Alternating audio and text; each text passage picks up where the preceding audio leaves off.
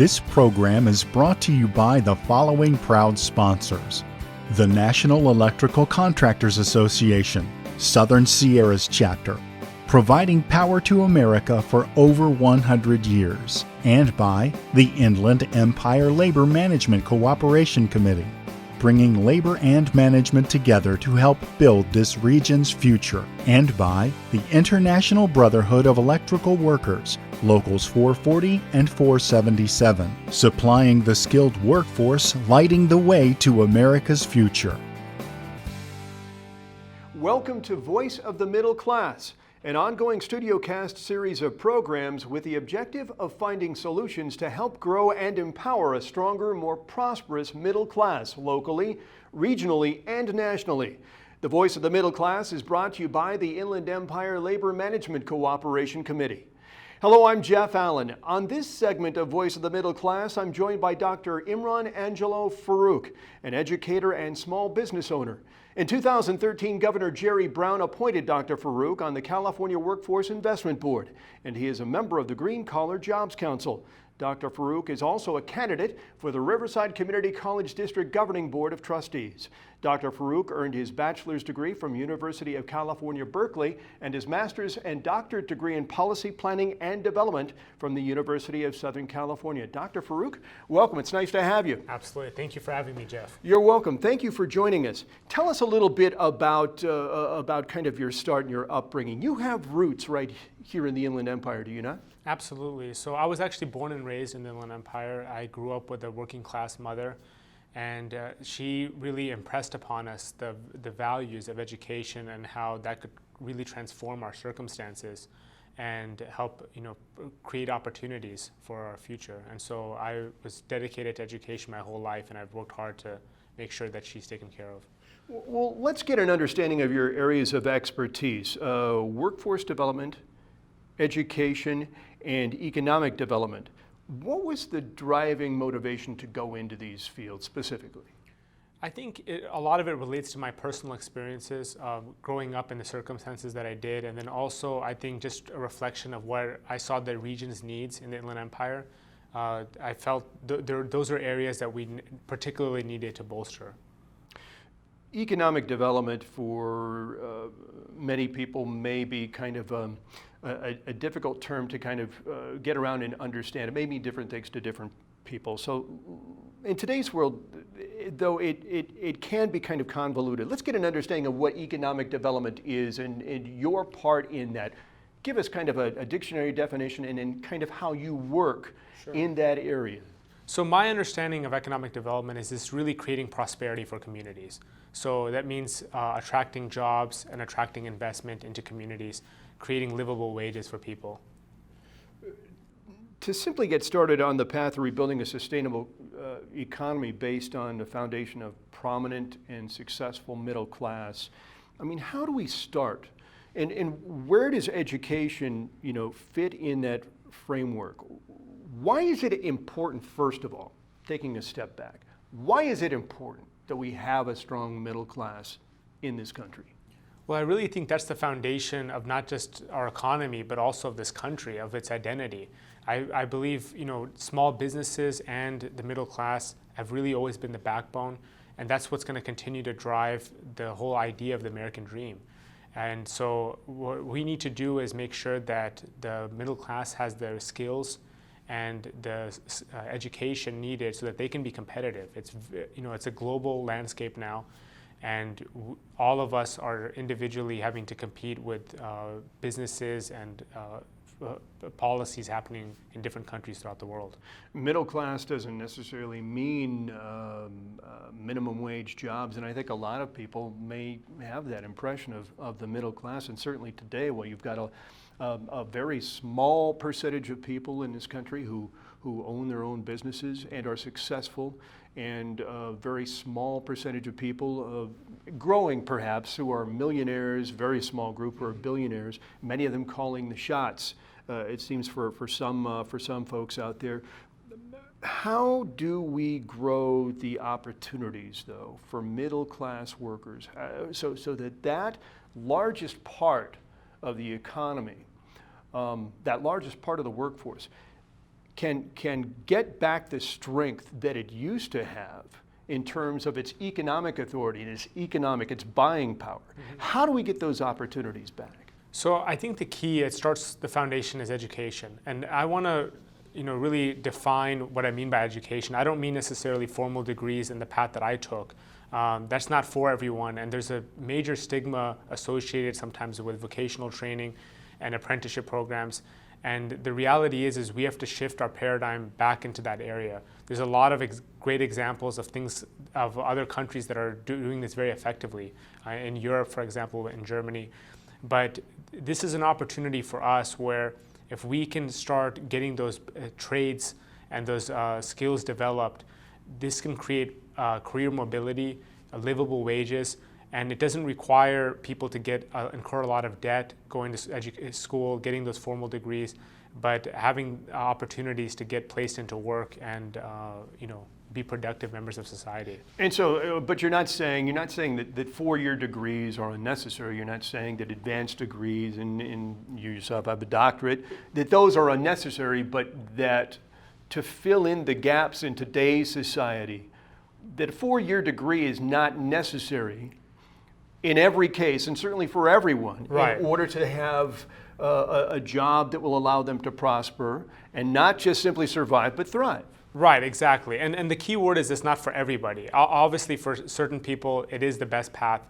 But I just want to change that perception that if you don't get a college four-year bachelor's degree, that means that you have no options in a career, because there are, and that's actually what our workforce system is focusing on, is providing funding and opportunities for educational training providers so that they can get those vocational skills. So the next question then would be, Dr. Farooq, is are you confident that either now or in the future we're going to have the types of jobs that would be able to make those high-paying wages possible for these people that you're talking about? Maybe they're students, maybe these are students who are either in grade school, they're in high school, maybe they're set to graduate high school and go on they're making a decision as to whether college is right for them or what school that they're going to choose to go to. Are you confident that we've got those jobs available now, that once these students are finished in 2 years, that they'll be able to go on and fill these jobs? So there's a lot of dimensions to this. I mean, one of the big trends that we're facing right now is that the baby boomer generation is heading towards retirement, and what that means for the country as a whole. So that's a huge amount of experience and skill sets that are now going to be taken out of the workplace, and that creates a major void of leadership that other generations are going to have to be prepared to fill those opportunities. So to answer your question, Jeff, there is going to be that gap, and the question is whether we can have that leadership development and skill development, it's on both sides, to be able to fill that vacuum. But even right now, regardless of the trend of where the baby boomers are trying to retire, even right now, people are surprised when you see the kind of the gaps in terms of the current unemployment and the openings that a lot of employers have. And the reason that they're not getting filled is not because there's not people who are looking for work, but they don't have the right skill sets. And so again, we're really trying to emphasize that there's opportunities to get those training and to be placed in areas of need. And that matching is what the national workforce system is focusing on. So then, any ideas moving forward about how we prepare people for those jobs, and as far as training is concerned? And maybe these are young people who are just getting into the later years of their educational phase, or maybe these are people who want to retrain. Perhaps a veteran who's coming back from serving in the armed forces, and he needs to be trained to go to work and maybe to fill a manufacturing job in his hometown or something like that. What do we have to do, in your opinion, in order to make this training available to them without putting people in debt for the rest of their lives? I mean, is that something that's possible to do? Right. So the workforce system, which is funded out of Department of Labor, that's actually what we're focusing on, is to provide those kinds of resources. What I think a lot of people are finding is that there's so many jobs and occupations that just don't exist anymore. and a lot of new industries that have been created that require people to be able to transfer their skill sets and get them readapted to new career opportunities. So it's not just young people that need these skill developments and to begin their apprenticeship and career pathways, but it's sometimes people that are in industries that are no longer viable. They need to be retrained with their skill sets and how they can apply themselves to industries that are now starting to grow and blossom. You are a candidate for Riverside Community College District Governing Board of Trustees. How do you see using this knowledge base that you have attained throughout your career and throughout your education? How do you see bringing that skill set, that knowledge base to the governing board and having that be useful in changing some minds, maybe bridging some gaps there in helping to improve the college system locally and making these opportunities for education available to people who are interested? Well, for me, the community college is very personal. I started taking classes there at Riverside Community College when I was only 13 years old.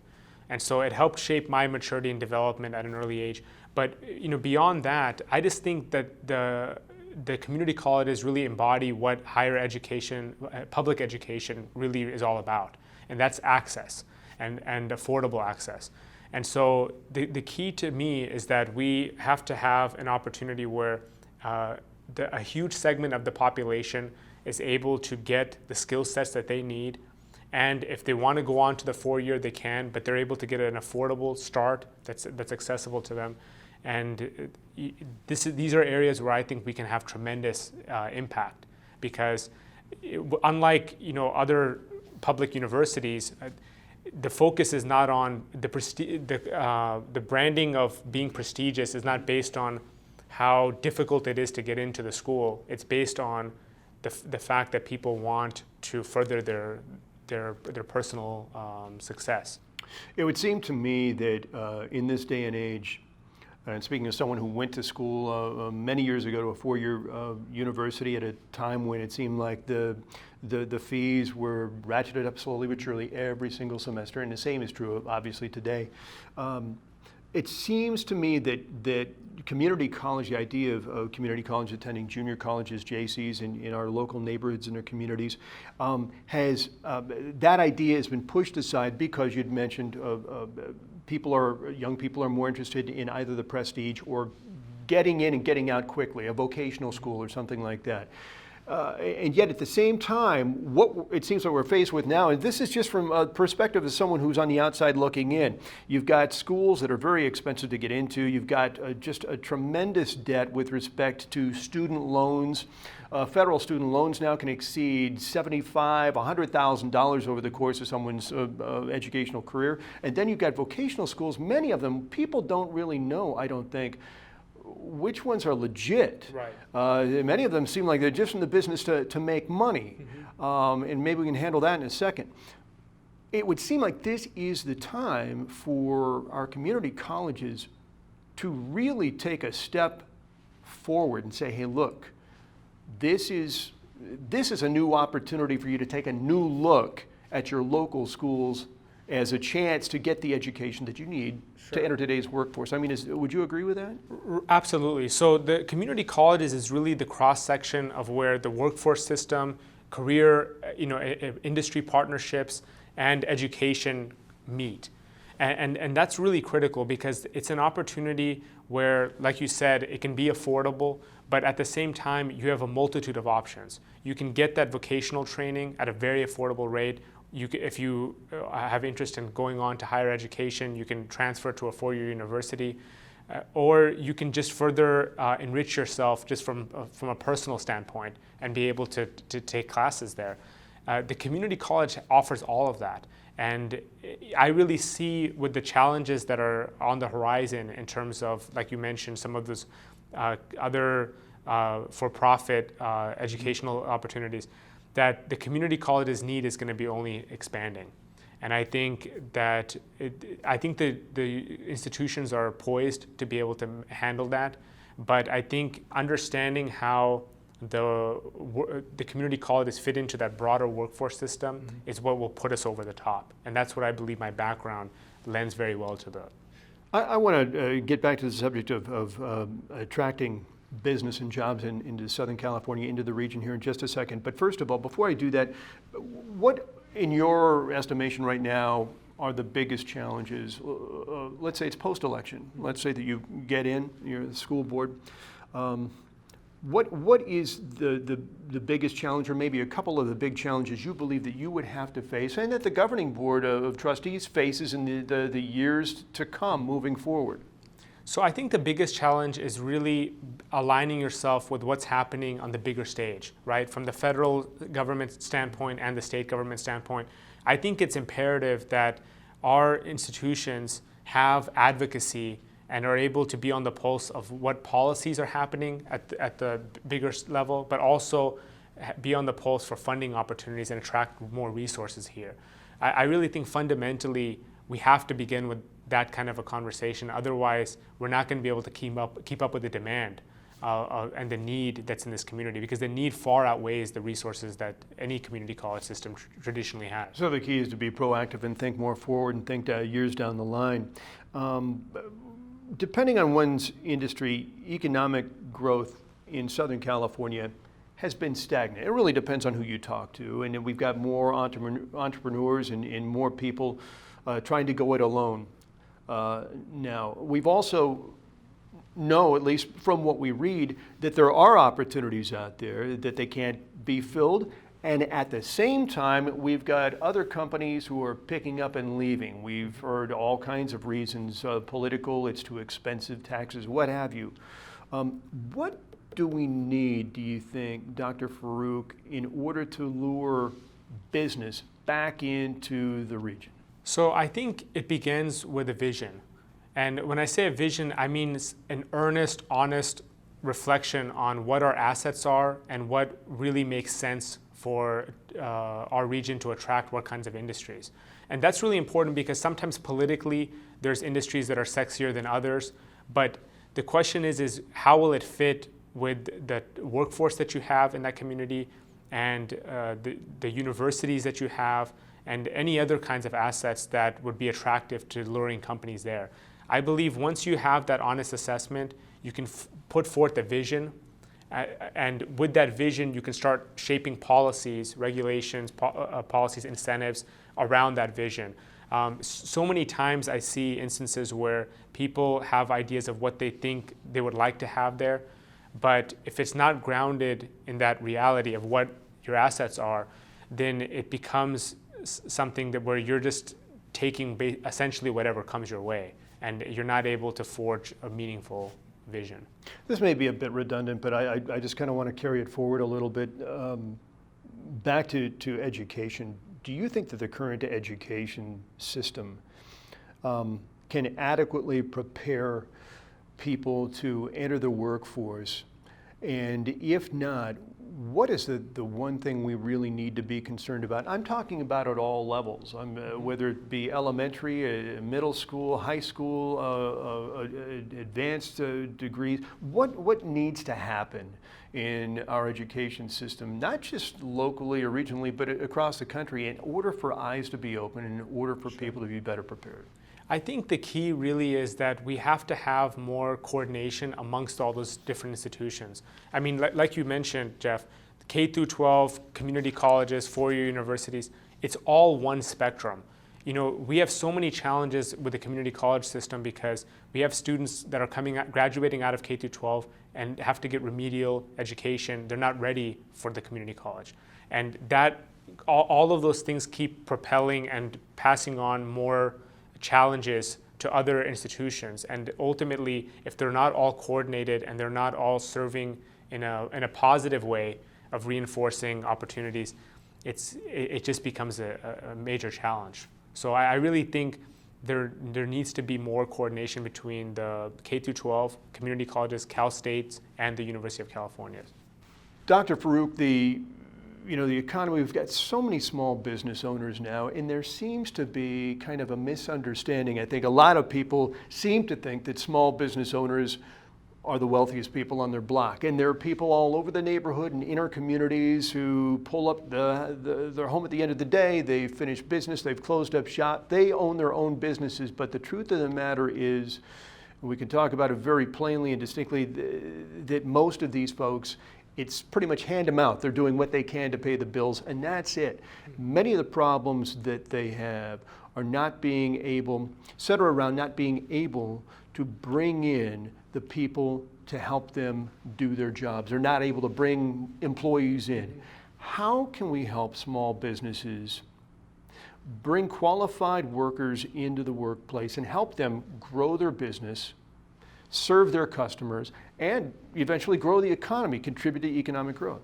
So I think there's a lot of ways to approach this. I think one of them is that businesses need to have closer partnerships with educational institutions. And so that way they can share what kinds of needs they have, and the educational community can actually create curriculum and coursework in anticipation of those needs before they happen. That's really critical, and that's why business industry and the educational community need to have that partnership. I think also, though, we need to look at a lot of different areas where the small business community can get more opportunities to grow. And so that means having mentorship and partnerships with larger companies where they can lean on some of that bigger infrastructure that larger companies bring, but get access to opportunities to get contracts and get some of that cash flow and contracts going. I also think that sometimes policies that institutions can take, whether it's community colleges or others, that require local hiring, percentages of local hiring. Those are opportunities where, especially public institutions, for them, I really strongly believe that it's not just about developing a facility or providing a contract that's transactional. You have to look at the greater impact that as a public institution you can make in the community. And by having these kinds of policies that incentivize small businesses, women-owned businesses, minority-owned businesses, this can create opportunities for more work and for the small business communities to grow. We've got just a couple of more minutes, and so just a couple more questions for you before we go ahead and we leave this segment. In addition to your family, of course, at the end of the day, you go home at the end of the day, what is first and foremost on your mind in terms of the economic challenges and all the work that needs to be done in order to bring about the educational changes necessary, putting people back to work, putting people to work maybe for the first time, and improving our workforce, growing that workforce, and bringing back the strength of the middle class? What's on your mind at the end of the day? In terms of what's on my mind, I just believe that we have to start looking at things more holistically. The community colleges, the four-year institutions, the K through 12, they're all part of a bigger picture that we all have to work in concert with each other to create that value and the synergies. And so I believe that if we can start having that strategic coordination done, we can increase transfer rates between community colleges and four-year universities. We can focus on expanding job training and workforce training. And ultimately, these kinds of efforts can lead to more affordable and stronger access to education. It's unacceptable to me when I hear about students not being able to get into classes and it's delaying their graduation and their career and their livelihood is being put on hold. The key to all of these efforts is by having a better streamlined process between the other components of the education system and having advocacy where we can attract more resources from the state and federal level, we can start addressing these issues at the fundamental core. And I believe that with my credentials and my background that I can serve those purposes effectively for our community. You're running for the Riverside Community College District Governing Board of Trustees, and there are a number of people who are going to see this program and say, Dr. Farooq, I like everything that you have to say, but why should I cast my vote for you come election time? What would you tell them? Well, I've shared with you my credentials and what my policies are, and I think at the end of the day, those things speak for themselves. I think ultimately what I'm passionate about is that I've dedicated my whole life to education. And that's something that is a serious responsibility and it requires a lot of hard work and diligence. And my story of how education has transformed my life and the blessings that it's provided me, I want to ensure that those same range of possibilities are available to anybody in the community, and anyone else can have those same opportunities to grow. And I will earnestly champion and fight for those opportunities. And what motivated that understanding? For me, it starts from my home and my upbringing, being raised by a working class single mother, and the values that she instilled in me about education being the key to transforming and transcending different circumstances, economic challenges. And I am very passionate about keeping those ideals and those experiences with me to help me to shape my understanding of policies that can be inclusive, that can help empower young people, especially that are underrepresented. And I strongly believe that those are people that if they're given the opportunity and given a distinction to preserve their dignity, that they will rise to the occasion and that they will do all of us in the community proud. And that's something that I definitely am excited about. And for people who want to stay connected with you and follow along during your path as you kind of march toward the election day and just kind of see what you're thinking at all times, what can they do? So you can visit me online. My website is www.drfarooq.com. And then I also have social media, which I'm sure you can. Very good. Well, we'll make sure that those addresses are popped up on the screen. And Dr. Farooq, I want to thank you. We're out of time. I appreciate the opportunity to having spoken with you today, and we appreciate you being our guest. Thank you. Take care. Our guest has been Dr. Farooq, educator, small business owner, and candidate for the Riverside Community College District Governing Board of Trustees. Voice of the Middle Class is brought to you by the Inland Empire Labor Management Cooperation Committee. To view or listen to this studio cast again and upcoming editions of Voice of the Middle Class, visit voiceofthemiddleclass.com or studiocastpros.com and click Programs, then click on Voice of the Middle Class, where you can watch the videos or download the audio podcast. We also invite you to leave comments if you wish and share these programs with your friends on Facebook, Twitter, LinkedIn, and Google+, and more.